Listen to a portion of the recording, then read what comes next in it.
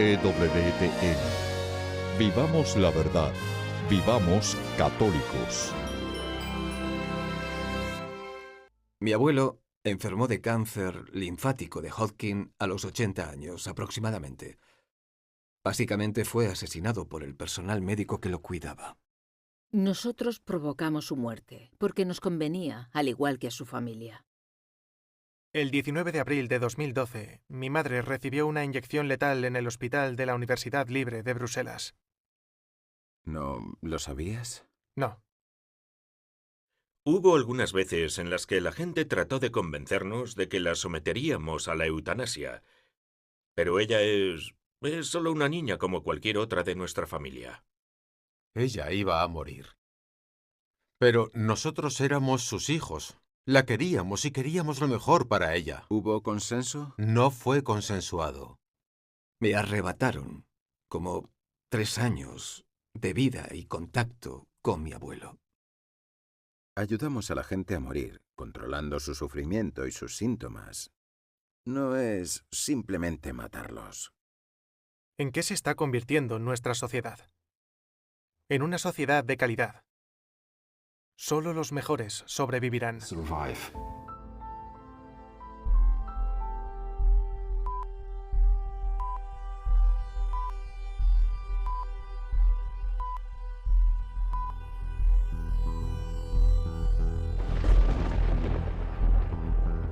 Estamos en una guerra espiritual y no decirlo sería un engaño. Estamos en una situación de guerra.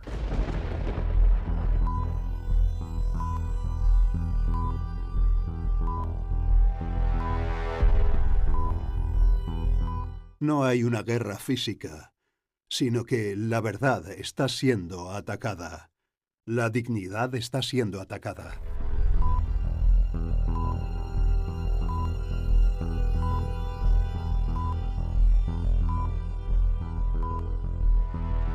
Si hay una guerra y formamos parte de ella, tenemos que demostrar en qué bando estamos. Nos pedirán que tengamos la misma valentía, tal vez incluso más, porque el enemigo no se ve a simple vista.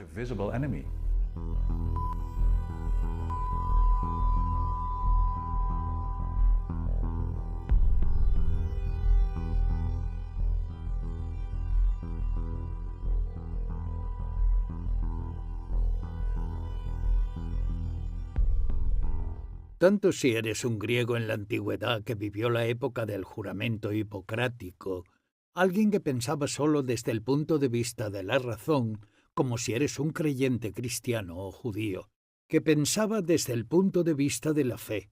Está muy claro que la vida es un don precioso desde el primer momento de la existencia hasta la muerte natural. No es nuestra para controlarla, se nos encomienda, mas no la controlamos.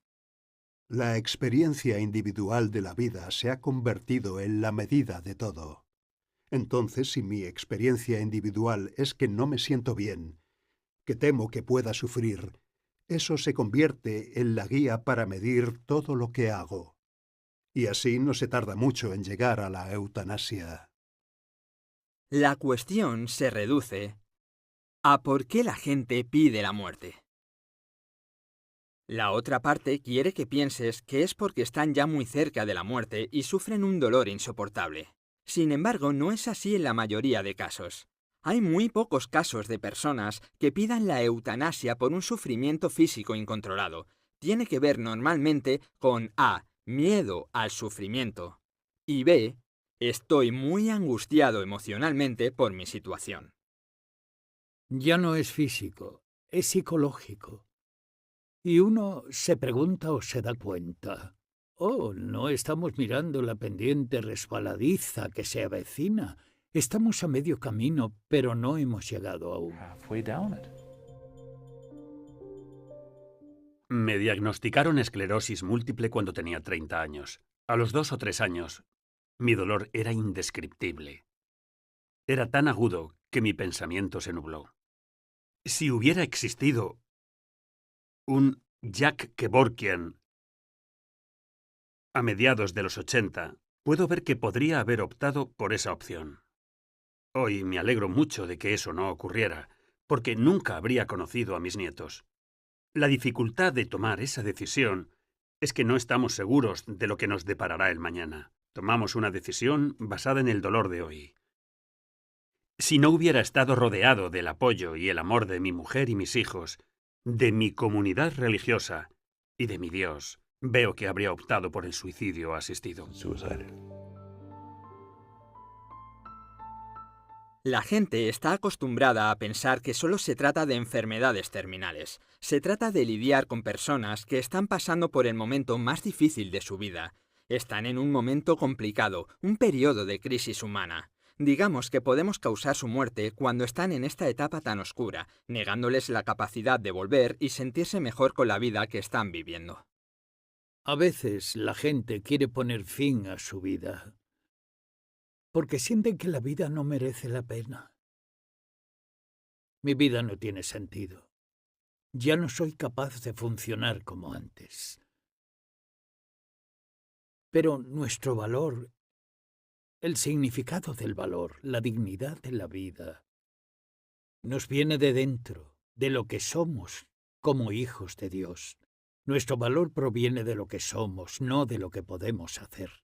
Mucha gente que apoya el suicidio asistido dice: nosotros aplicamos la eutanasia a nuestros animales, ¿por qué no deberíamos hacer lo mismo con las personas con discapacidad? Y mi respuesta siempre es: la gran mayoría de los animales a los que se aplica la eutanasia son abandonados y tienen problemas de conducta, son viejos, están enfermos, básicamente no les quieren. Y pasa exactamente lo mismo con los humanos. La gran mayoría de los casos de eutanasia son personas mayores, abandonadas, no deseados. Tienen problemas para comportarse, tienen incontinencia y son una molestia. Y no quiero someter a los humanos al mismo trato al que sometemos a los animales. He viajado por todo el mundo. He tratado con personas de todo el mundo sobre estas cuestiones de la eutanasia y el suicidio asistido. Se trata de una cuestión mundial. Es un tema que se debate ahora en casi todos los países del mundo. En todas las jurisdicciones del mundo se está presionando para que los médicos maten a sus pacientes con inyecciones letales. La mayoría de los médicos no desean ser parte de eso.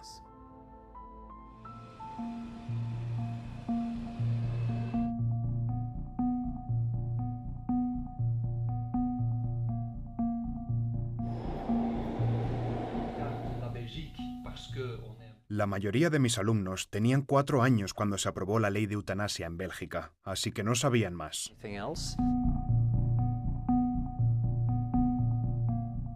Sé que el mundo entero ve a Bélgica, tal vez incluso a los Países Bajos, como el inicio de todo esto. Vivimos en una cultura en la que la muerte se propone con mucha facilidad, en la que la muerte se considera una solución, un derecho para todos los que sufren. Ahora lo tenemos para los niños, independientemente de su edad. Es muy frustrante saber por qué estamos aquí. Estamos aquí porque somos un caso de estudio y porque aquí ocurren cosas que pueden influir en todo el mundo.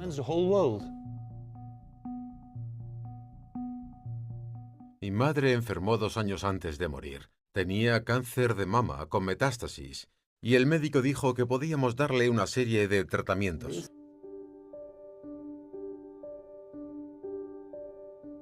Ella había tomado una decisión y no quería ser una carga para nosotros. Era una mujer inteligente que leía los periódicos todo el tiempo y los periódicos belgas lo anunciaban como si fuera su derecho. Y eso no es lo que es. Puedes exigirlo, puedes hacer una petición y son los médicos los que deciden junto con el paciente. Entonces, en vez de ir por el tratamiento paliativo, dijo: quiero la eutanasia. En Bélgica, los pacientes son sacrificados por la eutanasia en el primer diagnóstico de Alzheimer o de una enfermedad maligna, como un cáncer. Cada vez hay más personas que lo piden y lo obtienen para casos en los que la enfermedad no es terminal. Los medios de comunicación aquí en Bélgica dicen que la mejor manera de morir es la eutanasia. Eso tiene un impacto real en el sistema de cuidados paliativos, porque si eres un médico que intenta hacer lo mejor que puede y si estás en una unidad de cuidados paliativos, si la familia está presionando a la persona para que pida la eutanasia, ¿irías en contra del deseo de la familia? Incluso los enfermos de cáncer piden la eutanasia porque tienen miedo a sufrir. Están desalentados por sus enfermedades y casi siempre por razones psicológicas. No suele ser por el dolor, la asfixia u otras razones. Y es así como mi madre optó por la vía rápida. No diría que por la más fácil, porque en definitiva había mucha frustración por su parte.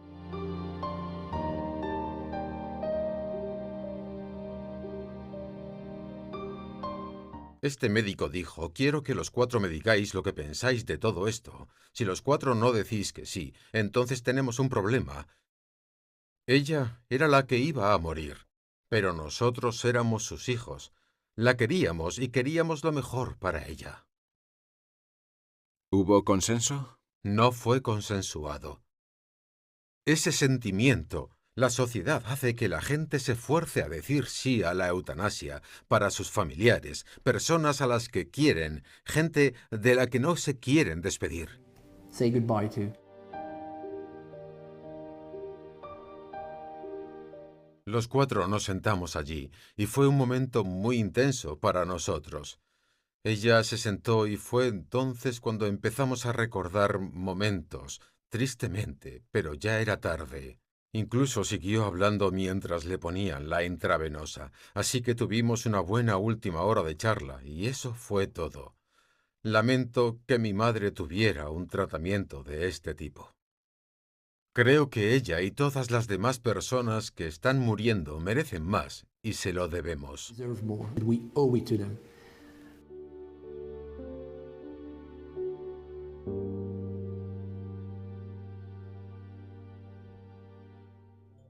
Los cuidados paliativos comienzan con el diagnóstico que acabará con tu vida. Y no significa que vayas a morir la semana que viene. No solo implica al paciente, implica a sus familias, a todos sus cuidadores, y se pone en marcha un sistema de apoyo que permita a todos morir con el menor dolor posible, con dignidad y con paz.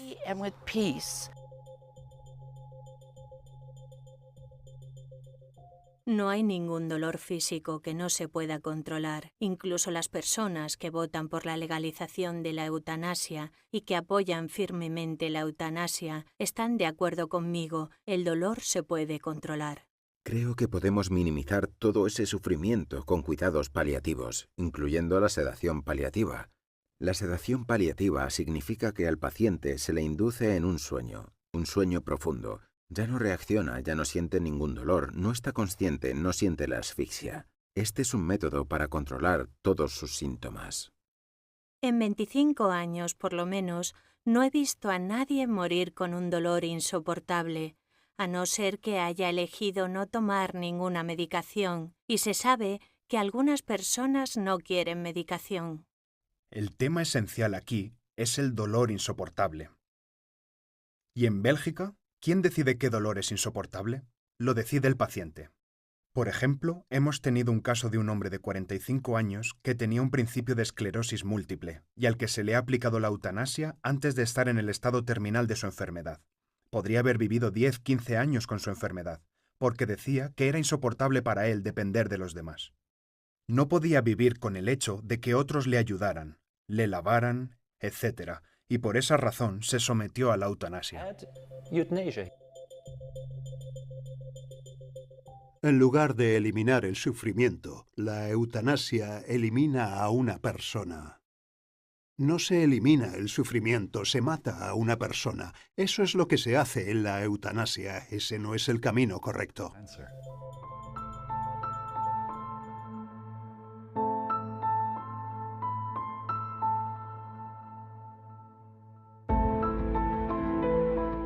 Esos últimos meses pueden ofrecer oportunidades para curar una herida que puede tener décadas de antigüedad con un hijo, un padre o un amigo.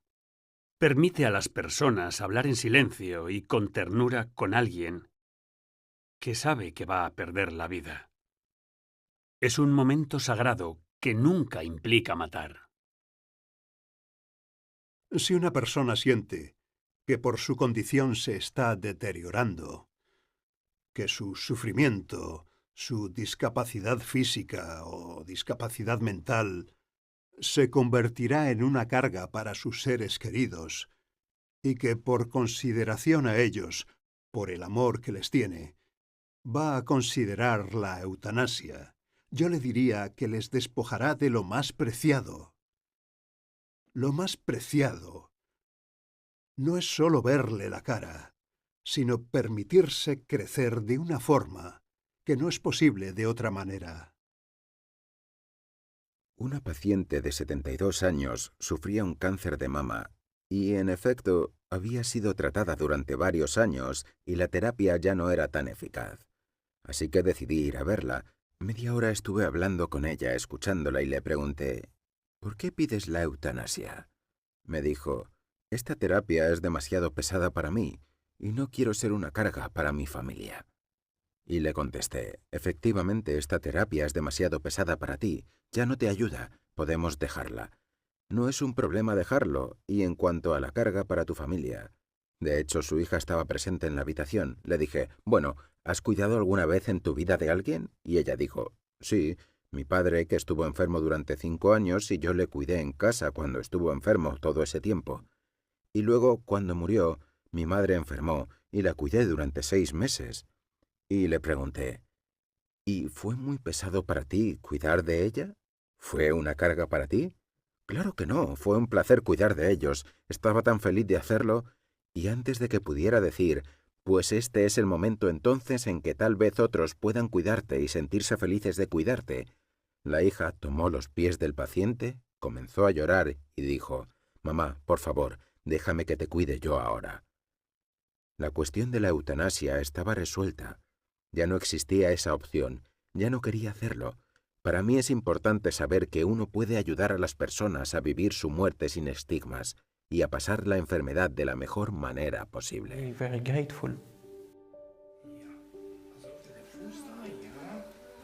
Esta fue nuestra primera confrontación con el monstruo llamado eutanasia.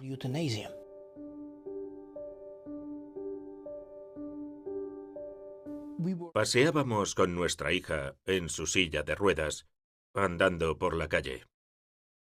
Nos hablaban los desconocidos. Completos extraños que nos abordaban. Se acercaban a nosotros y nos preguntaban, ¿por qué no le hacéis la eutanasia a vuestra hija? Y mi niña, en ese entonces tenía 13 años, decía, no tienen derecho a decir eso. Estaba muy enfadada, pero tenía razón. No conozco a ninguna persona con una discapacidad que no haya escuchado de sus amigos, de su familia, de los profesionales de la medicina y de extraños, que prefieren estar muertos antes que ser como esa persona. Necesita más tiempo, por supuesto. Algunos días son difíciles. Otros días más fáciles, pero es una niña, como todos los demás hijos de nuestra familia, y todos sus hermanos se preocupan por ella. No sabe hablar. Entenderá unas 6 palabras, pero siempre decimos que es como un bebé. Un bebé grande, pero es un bebé. Y está feliz de estar viva. Es una alegría para todos los miembros de nuestra familia. No podríamos imaginarnos vivir sin ella. Es imposible. Gracias a Dios por las stick bag de este mundo. Lo digo porque soy una persona con discapacidad. Soy una persona que está en peligro por estas leyes, como cualquier otra persona con discapacidad. No se trata de nosotros y ellos. Yo incluyo a todas las demás personas, porque la discapacidad es un grupo al que cualquiera puede unirse en algún momento, tanto si alguien que padece cáncer o ELA o EM o Alzheimer quiere admitirlo como si no, tiene una discapacidad y entra en ese grupo. Así que no se trata de una cuestión de nosotros o ellos, es una cuestión de todos nosotros. Si hoy en día alguien no es inteligente, ni bello, ni rico, ¿cómo lo ve la mayoría de la gente? Estamos en una sociedad que quiere crear una nueva raza. Todo lo que no encaja en la imagen perfecta de lo que sería esa raza, ahora tiene que ser eliminado. Si me hubieran preguntado cuando tenía 25 años qué daba calidad a mi vida, diría que ser deportista, estar involucrado en mi familia, tener una carrera que ascendiera. Si me hubieran dicho Dentro de unos años estarás en una silla de ruedas, perderás tu carrera. No podrás hacer muchas de las cosas físicas que te gustan. Yo habría dicho, no hay calidad de vida en eso. Y sin embargo, hoy, a los 62 años, mi vida sí tiene calidad. ¿Por qué el cambio? La calidad de vida es una meta en movimiento, cambia con el tiempo. Lo que daba calidad a mi vida entonces era la capacidad de hacer cosas. Lo que da calidad a mi vida ahora es amar y ser amado, y seguir haciendo una contribución por pequeña que sea. Cada uno de nosotros es un regalo para los demás. Y uno de los problemas del fomento de la eutanasia y el suicidio asistido es que el supuesto tácito de que una persona tiene derecho a estar viva depende de su funcionamiento. Por lo tanto, estamos diciendo que no tienen la dignidad suficiente como para tener derecho a estar vivos. Están ocupando un espacio en este mundo indignamente. Una vez que nos movemos en esa dirección, estamos perdiendo algunas de las experiencias más hermosas de la vida y también estamos entrando en un modelo de sociedad muy peligrosa. Recientemente la eutanasia se ha extendido a los niños, a los jóvenes sin límite de edad. Cualquier niño que sea considerado consciente y capaz por un médico tiene derecho a pedir la eutanasia y obtenerla con la autorización de sus padres. Es como un manto grueso y negro que ha descendido sobre el país de Bélgica, y ese manto se llama eutanasia. ¿Nuestra solución es ayudarles a suicidarse? ¿Es ahí a donde hemos llegado como sociedad? ¿Hemos llegado a un punto en el que no aceptamos ni siquiera a los desvalidos? Solo queremos a los ganadores en nuestra sociedad. Entonces, ¿a qué ciudadanos se les previene del suicidio? ¿Y qué ciudadanos consideran el suicidio asistido? La gente como yo se plantea el suicidio asistido. A mi vecino sano le intentan convencer de que no se suicide. ¿Dónde está la igualdad en eso? ¿Dónde está el valor de la red de igualdad de los individuos? Claro que la gente quiere morir cuando está en su crisis más profunda, pero no les ayudamos a suicidarse. Les rodeamos con el amor de una comunidad. Intentamos ayudarles a encontrar de nuevo el sentido y el propósito de sus vidas, incluso cuando han perdido de vista su propio propósito. En realidad, son muy pocas las personas que solicitan morir a causa del dolor. La gran mayoría de las personas que solicitan morir es a causa de una discapacidad. Si miran detrás de mí, hay un busto de Ludwig van Beethoven.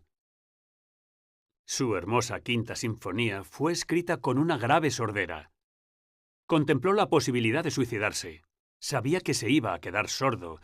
Y sin embargo, mira lo que este compositor sordo aportó al gran tesoro de la música humana. ¿Se imaginan que si él hubiera expresado su deseo de morir, habríamos perdido todo eso? Nunca hay que dar por hecho que no nos queda nada que dar.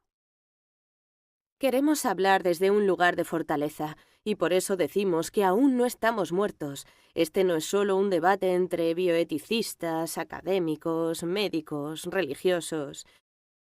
Es un debate que concierne a las personas con discapacidades, porque prácticamente todas las personas a las que se les concede el suicidio asistido tienen una discapacidad.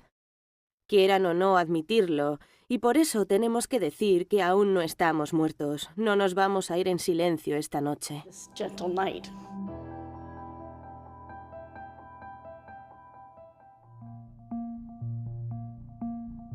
El 19 de abril de 2012, mi madre recibe una inyección letal en el hospital de la Universidad Libre de Bruselas. ¿No lo sabías? No. No.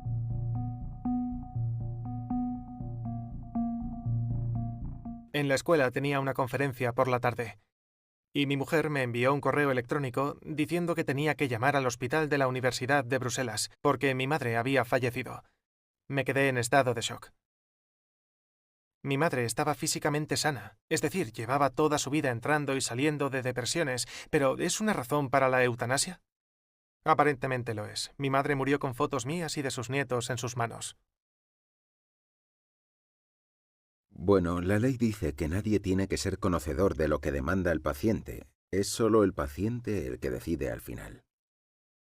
Tras la muerte de mi madre, fui a hablar con el equipo de eutanasia que aprobó la solicitud de eutanasia de mi madre y con el médico que le administró la inyección letal. Los médicos dijeron que habían repasado el procedimiento muchas veces y que era seguro que mi madre no quería vivir más y que estaba bien darle la inyección letal.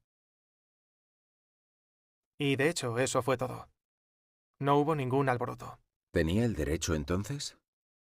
Así es la ley.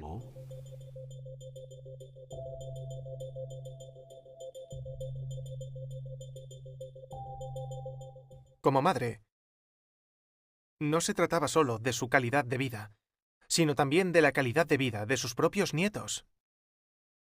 La persona dice, es mi elección. Déjame decirte algo sobre es mi elección. Las elecciones nunca afectan solo al individuo.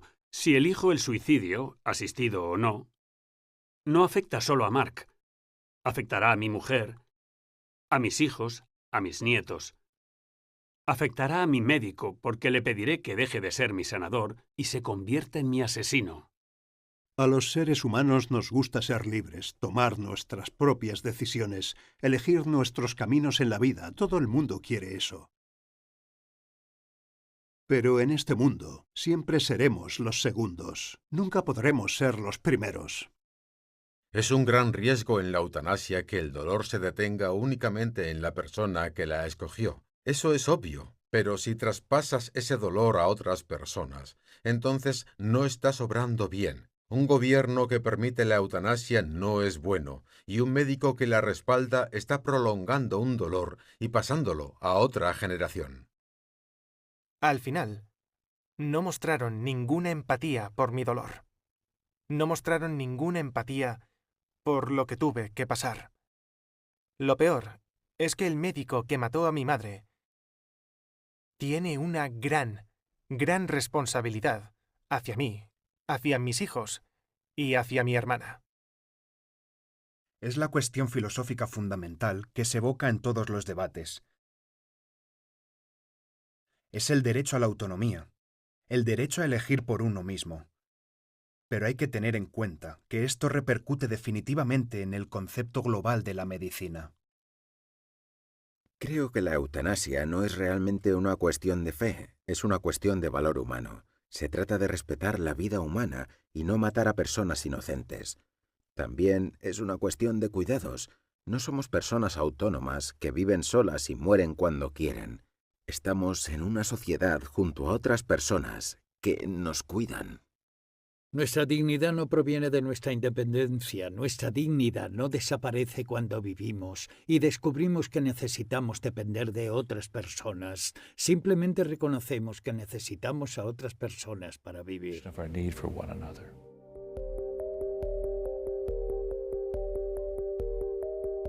Creo que es importante ponerle trabas porque también es imposible saber con certeza cuando una situación es de enfermedad terminal. Es muy difícil hacer un pronóstico. Se habla de salvaguardar a una persona para que no tome una decisión repentina y precipitada. Pero esas medidas de protección no evitan que uno se enfrente a la realidad fundamental de que una persona está pidiendo que la maten y la persona que lo posibilita está matando a una persona. Mi abuelo desarrolló un cáncer linfático de Hodgkin a los 80 años de edad. Tengo una hermana que es médico. Es doctora en medicina. Ahora vive en Estados Unidos. La llamé cuando me enteré de que nuestro abuelo tenía un cáncer de Hodgkin y le pregunté cuál era el pronóstico para alguien de unos 80 años que estaba en la primera fase, en la fase inicial del cáncer. Y ella estimó que tendría unos 3 años, y el primer año y medio probablemente habría sido razonable en términos de comodidad. La última fase hubiera sido dolorosa. Recuerdo que me sorprendió lo aletargado que estaba. No podía articular bien porque tenía la lengua hinchada. Estos son síntomas típicos de la sobredosis de morfina. El jueves de esa semana, una tía mía fue a visitarlo y le estaba dando un poco de agua, y uno de los miembros del personal de enfermería se acercó y le dijo: «No hagas esto, estás prolongando el proceso de su muerte». Y ella dijo: «¿Qué?».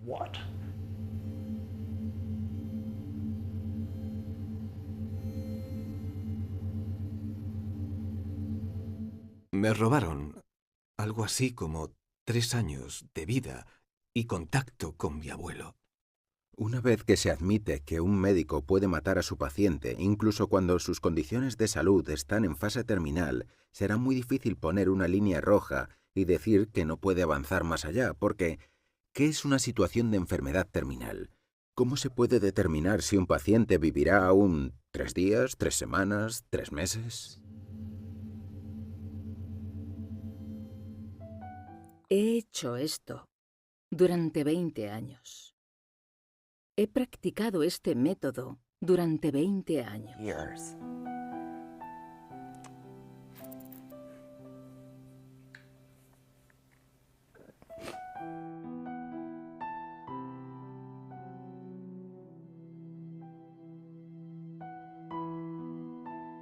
Hace 2 años, un miércoles de ceniza, mi fe católica y mi carrera se enfrentaron. Tuve una paciente en una residencia de ancianos y fue ingresada en cuidados paliativos, pero mejoró. Después volvió a necesitar cuidados paliativos, pero volvió a mejorar. Luego parecía que iba a morir. Así que mi enfermera vino a verme y me dijo: pidamos la autorización, pongamos el programa en marcha. No queremos dejar que llegue el punto de que se esté muriendo y luego se recupere. Queremos que simplemente muera. Era lo que todos pensábamos, y yo también lo pensé. Así que recibimos las autorizaciones para la paciente. Se puso el procedimiento en marcha. Debería tardar 24, tal vez 48 horas para que la persona muera, pero no lo hizo. Volví el lunes y todavía estaba viva. Habían dejado notas escritas. La enfermera de la noche del sábado escribió: ¿qué estamos haciendo aquí? Aquello se me quedó grabado. Pensé, ¿qué estamos haciendo aquí? ¿Estamos ayudando a alguien a morir o estamos haciendo morir a alguien? La estábamos haciendo morir porque nos convenía a nosotros y a su familia. Al final tardó 9 días en morir. Siempre se hace con buena intención. Ves a alguien con tanto dolor que solo quieres aliviarle. Pero hay otras maneras de liberarse del dolor. Ni una sola vez pensamos: tal vez algo esté mal en nuestros cuidados paliativos. Tal vez hay algo mal con la manera de controlar el dolor. Siempre pensamos: deprisa, terminemos con esto. Eso no es correcto. Estaba equivocada. Muy equivocada. So wrong.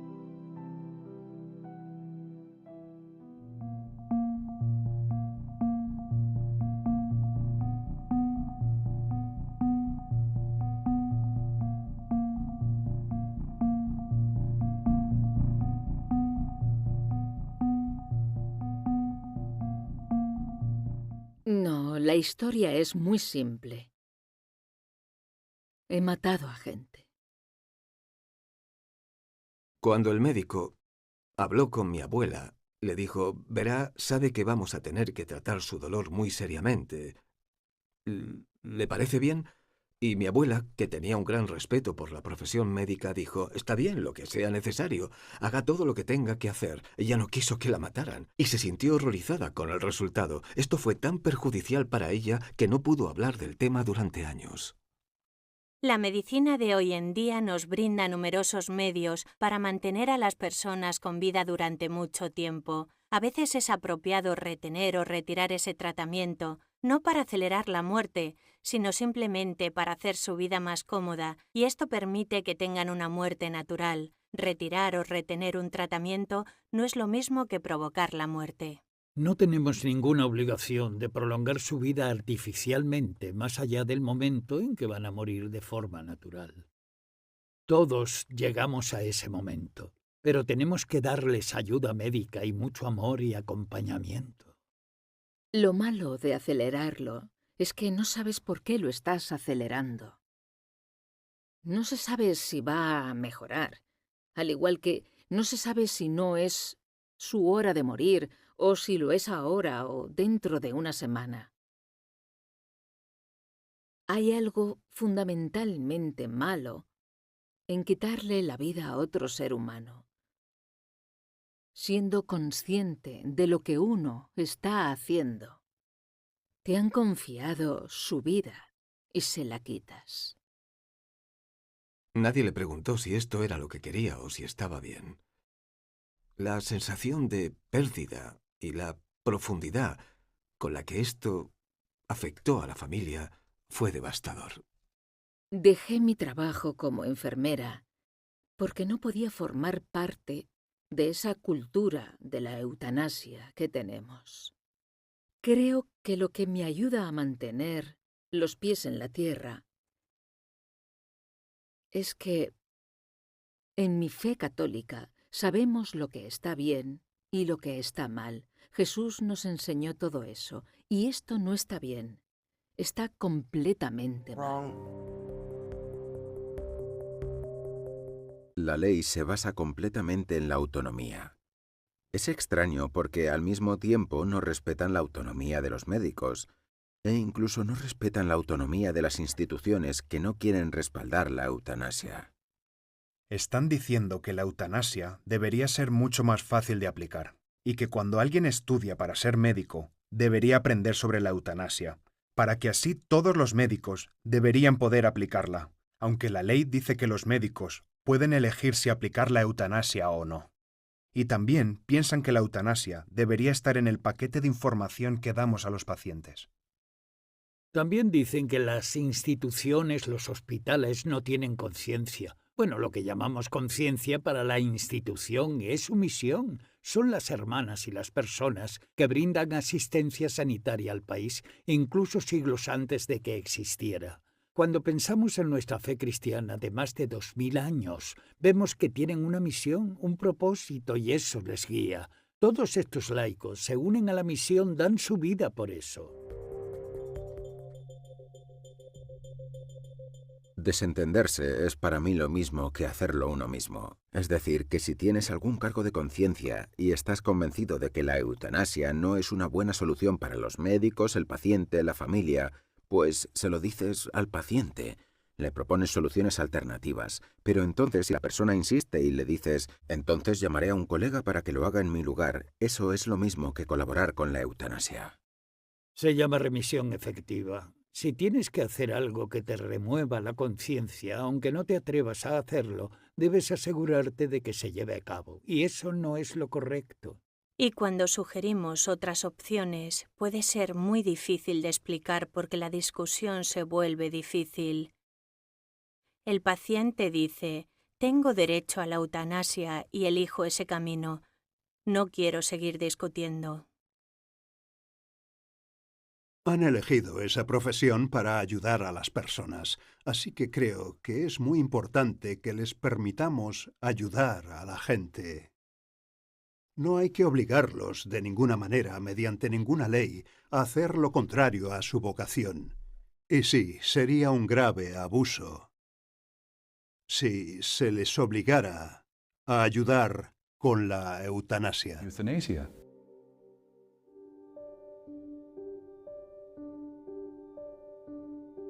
Tuvimos un paciente que pidió la eutanasia cuando acababa de empezar su tratamiento contra el cáncer.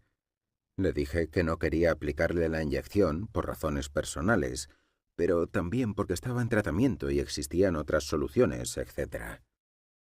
No estuve muy contento con mi respuesta. Luego la mujer tocó la puerta de la consulta del médico. Estaba muy ofuscada y molesta, y me dijo, ¿hablaste con mi marido hace unos minutos? Le respondí, sí, lo hice. Le pidió la eutanasia. Sí, lo hizo. Y se negó. A lo que respondí, bueno, le ofrecí otras soluciones. Usted es un buen médico, porque hace 5 años yo tuve cáncer y estuve luchando para combatir esta enfermedad y superarla, y lo hice. Ahora estoy sana. No es el dolor físico lo que influye en los casos de eutanasia, Se trata más bien del sufrimiento o de dar sentido a una situación de fin de vida o cuando se vive en una vida que es difícil de soportar. Si ya no tienes calidad de vida, hay una solución para eso.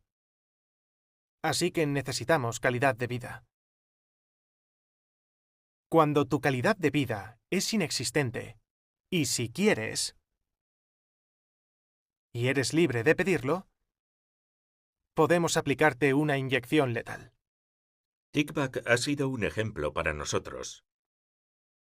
Si a día de hoy visitas Bélgica, no verás muchos niños pequeños que tengan una discapacidad, porque no se les permitió estar vivos. La razón por la que está viva y tiene derecho a la vida es porque es una creación de Dios. Y punto. ¿En qué se está convirtiendo nuestra sociedad? Es una sociedad de calidad. Solo los mejores sobrevivirán. La ley debería reescribirse. La ley debería ser cuestionada severamente y debería ser reescrita.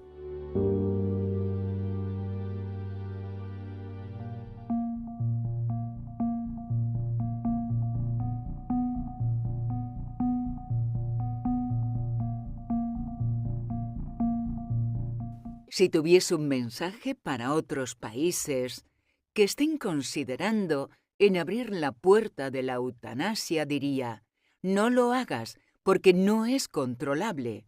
La puerta ya está abierta y se abrirá cada vez más. Deberían invertir un gran presupuesto en cuidados paliativos y en la formación de voluntarios, porque el dolor insoportable es un concepto muy relativo. Hemos tenido una protección contra los médicos que matan a la gente durante más de 2000 años, gracias a la tradición hipocrática. Y ahora hemos llegado a un momento de la historia en el que hemos abierto la caja de Pandora, y el peligro de que los médicos se conviertan en una amenaza para sus pacientes es inevitable. Se empieza con una ley para la eutanasia en pacientes que sufren una situación de enfermedad terminal, y 12 años después están teniendo lugar conferencias en residencias de personas mayores a las que se les habla de la eutanasia, aunque no sufran ninguna enfermedad y aunque no lo hayan pensado por sí mismos. Dan conferencias en las escuelas sobre la eutanasia. En la agenda escolar de mi hija de 8 años, había un folleto de la eutanasia, una conferencia sobre ella, sobre lo que asesinó a mi madre en la agenda escolar. Y el profesor de ética dijo: sí, pero no era para los niños, era para los padres. Por eso yo llamo a esto adoctrinamiento. De verdad que es una locura. Las leyes tienen una función. Le dicen a la gente si algo es bueno o no. Y en el momento en que se votó la ley de eutanasia, el Estado declaró oficialmente: la eutanasia a partir de hoy es algo bueno. Lo que sí puedo apreciar es que tenemos un dogma en el que no se puede hablar de eutanasia abiertamente. Y si lo haces, te juzgarán y tratarán de deshacerse de ti. Honestamente, creo que esto no tiene nada que ver con la medicina. Al abrir la posibilidad de la eutanasia, se descubre el sentido de responsabilidad. Antes de que se convierta en una opción legal, cuidar a alguien que necesita asistencia es simplemente lo más humano que se puede hacer. Pero una vez que tienen la oportunidad de elegir poner fin a su vida y no lo hacen, es como si eligiesen ser una carga para sus familiares. Eso es injusto. Es posible que sientan que serán una carga. Y a veces pueden sentirlo, porque es pesado y es un dolor. Pero pregúntele a cualquier papá o a cualquier mamá si el niño que tienen en brazos durante 5 horas es pesado, y aún así no lo dejarán caer, nunca. Y esa es la misma situación. No deberías quitarle eso a tus seres queridos. Es algo muy valioso, no hay palabras para describirlo. Los hijos no tienen derecho a decirle a sus padres que se den prisa, y los padres tampoco tienen el deber de hacerlo. Todos vivimos en una relación sincera de amor con los demás, y la mejor forma de experimentarla es hasta que Dios nos llame a su casa para poder decir: aquí estoy, Señor, vengo a hacer tu voluntad.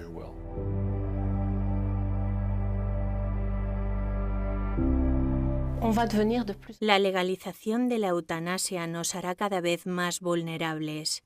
Algunas personas creían que cualquier sufrimiento que no pudiera ser curado debía llevar a matar a alguien para aliviar su sufrimiento, lo cual es completamente falso, porque ninguna expresión hermosa, ningún acto preciso como este, aunque sea espectacular, hará desaparecer el sufrimiento.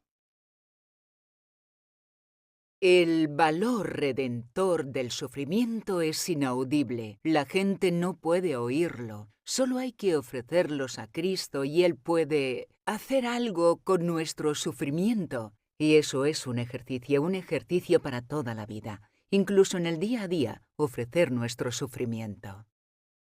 Una de las cosas que he descubierto en el sufrimiento es que despoja a la vida de todo lo ajeno y deja solo lo esencial. Mi Dios es un Dios bueno. Él no me haría pasar por esto si no hubiera algún propósito en ello. Así que mi propósito viene en la rendición. Rendirme a Cristo, dispuesto a aceptar lo que sea que Él tiene reservado para mí y a creer que, en última instancia, será para mi bien. Ultimately, it will be to my good. Cuando ves a alguien como el Papa Juan Pablo II con plenas facultades, esquiando y hablando 20 idiomas, se podría decir que tenía una gran dignidad, pero no le venía por todas las cosas que podía hacer, sino por lo que era. Al final de su vida, cuando no podía caminar ni hablar, no podía hacer casi nada solo. No tenía menos dignidad, le venía de dentro y no de su capacidad de hacer cosas. Quizá recuerden que en los últimos días de su vida intentó salir al balcón de los papas y trató de decir algo. Durante muchos momentos de dolor lo intentó, pero no pudo decir nada. Para mí ese momento fue el más elocuente. Porque habló a las personas con discapacidad de que todavía hay esperanza, de que Cristo sigue estando con nosotros, incluso en nuestro dolor. El Papa Juan Pablo nos mostró que aunque estemos muriendo hay vida. Y hay algo, una contribución, algo hermoso que podemos dar al mundo incluso así. Incluso cuando mi propio dolor parecía insuperable, pude mirar la cruz y decir: Cristo ha ido delante de mí.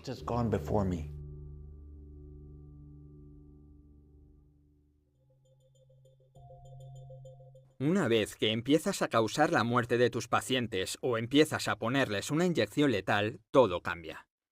Una vez que un médico ha provocado la muerte a alguien con parálisis cerebral, la próxima vez que ese médico tenga un paciente con parálisis cerebral, ¿qué es en lo que pensará? La eutanasia ahora se ha convertido en una opción, pero no es solo una opción, es una sugerencia seria.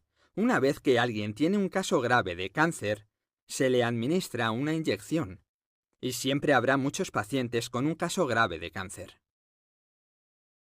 Todo depende del apoyo que uno tenga.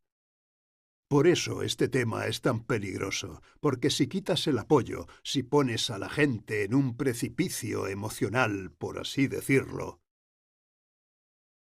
pues seguro que saltarán si sienten que a nadie le importa. Tengo la suerte de contar con 2 o 3 personas a las que solo tengo que llamar por teléfono y me dirán: Steve, lo que necesites.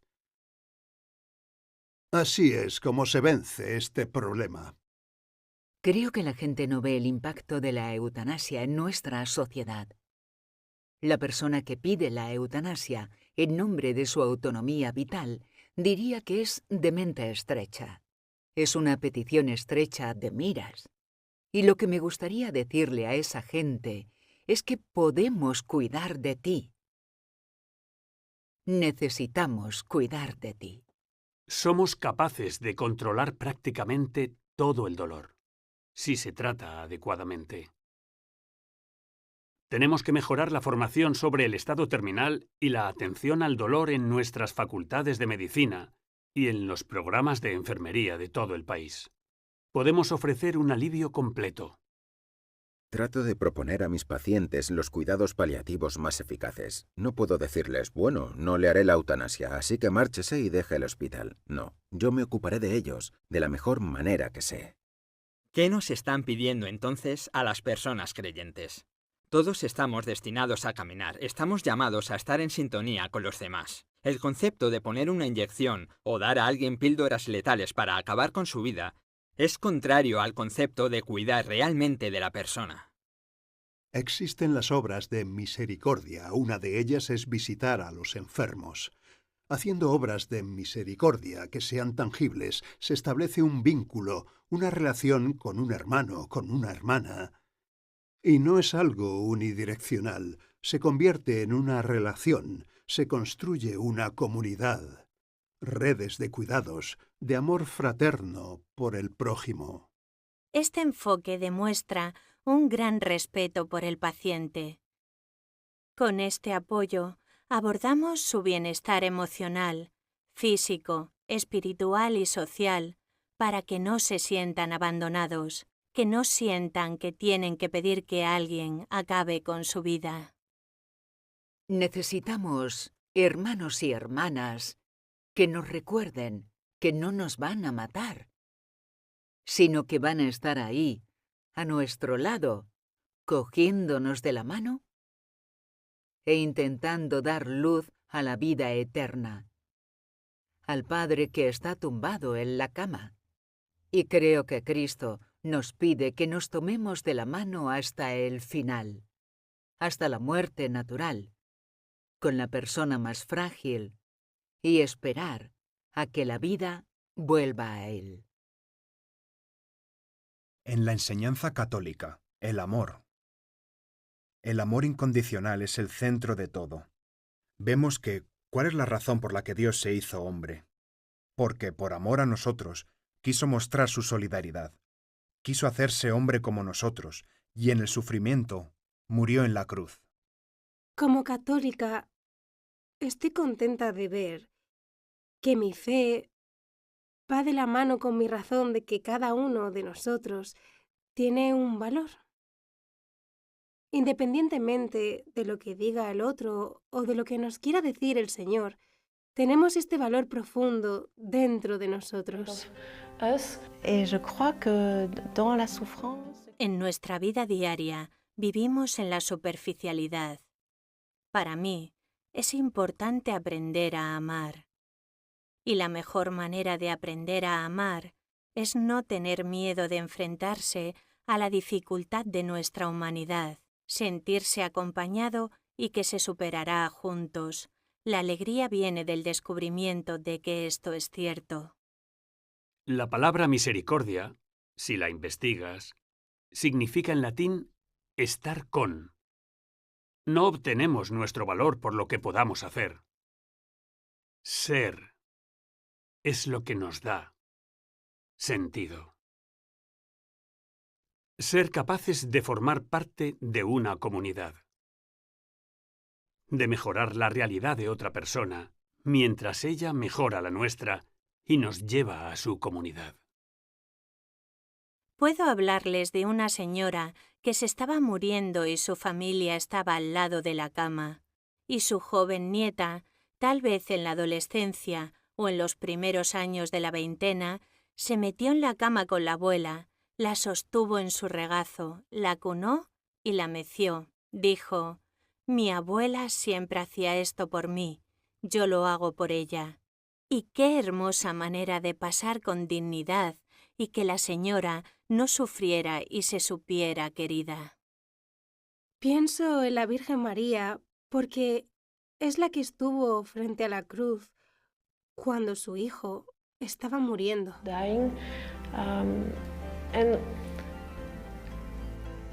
Creo que esa es la imagen perfecta que podemos tener de cómo estar con la gente. Tal vez no tengamos todas las respuestas, tal vez no podamos eliminar todo el sufrimiento, pero al menos podemos estar presentes mostrando que los demás siguen teniendo ese valor y esa importancia para nosotros. La única manera de tener éxito, porque podemos lograrlo, es aceptar que debemos ser capaces de poner en marcha acciones, a pesar del sufrimiento, que nos ayuden a vivir a través de este difícil dolor. Y según yo, eso es el amor. Ayudamos a la gente a fallecer, controlando su sufrimiento y controlando sus síntomas. No les ayudamos a morir asesinándoles. ¿Qué significa la verdadera compasión? La verdadera compasión nos revela que viajamos acompañados. Reconocemos que el otro es mi hermano o mi hermana. El otro es importante para mí, porque compartimos la misma comunidad. Compartimos la vida juntos. La conclusión final de toda esta pregunta es: ¿te quiero lo suficiente como para cuidarte cuando estás pasando por el momento más difícil de tu vida? Porque si lo hago, de alguna manera podré decirte: eres importante para mí. Estaré a tu lado.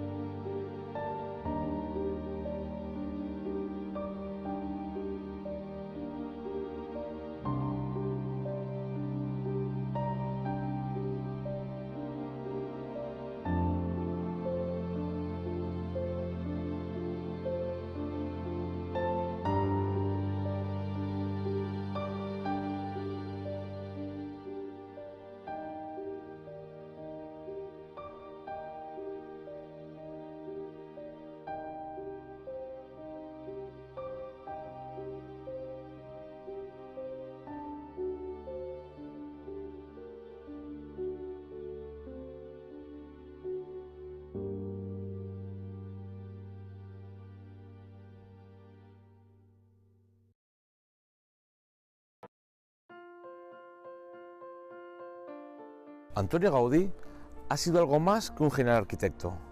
Este contemplativo del alma convirtió su gran obra, la Sagrada Familia de Barcelona, en una auténtica catequesis viva que atrae a día de hoy a miles de personas alejadas de la fe. Gaudí es ya siervo de Dios y su proceso de beatificación está avanzando paulatinamente. Sin embargo, a pesar de su descomunal talento, Gaudí no quería que le admirasen a él. Él lo que quería con sus obras es que aquel que las percibiera pudiese levantar su mirada al cielo para contemplar a Dios. Nada era casual en Gaudí. Todo aquello que construyó y diseñó llamaba a la conversión del hombre. Incluso las proporciones del templo de la Sagrada Familia no fueron elegidas por casualidad. Eligió unas medidas con unos números concretos que querían mostrar la perfección y la plenitud que vienen de lo alto. Forjado en la cruz a través de sufrimientos enormes, Gaudí era un enamorado de la Virgen María, lo que dejó plasmado en muchas de sus obras. También vio, como hemos dicho antes, la importancia de crear catequesis vivas que mostrasen a Dios al hombre de hoy. De ahí que en su templo, en la Sagrada Familia, se pueda ver este compendio de la fe cristiana que va desde la creación hasta los novísimos, de los cuales ya apenas se predica en la Iglesia. Te invito a descubrir la figura de Antonio Gaudí, este contemplativo del alma que dedicó su vida a enseñarnos a mirar al cielo, a lo que importa, a Dios.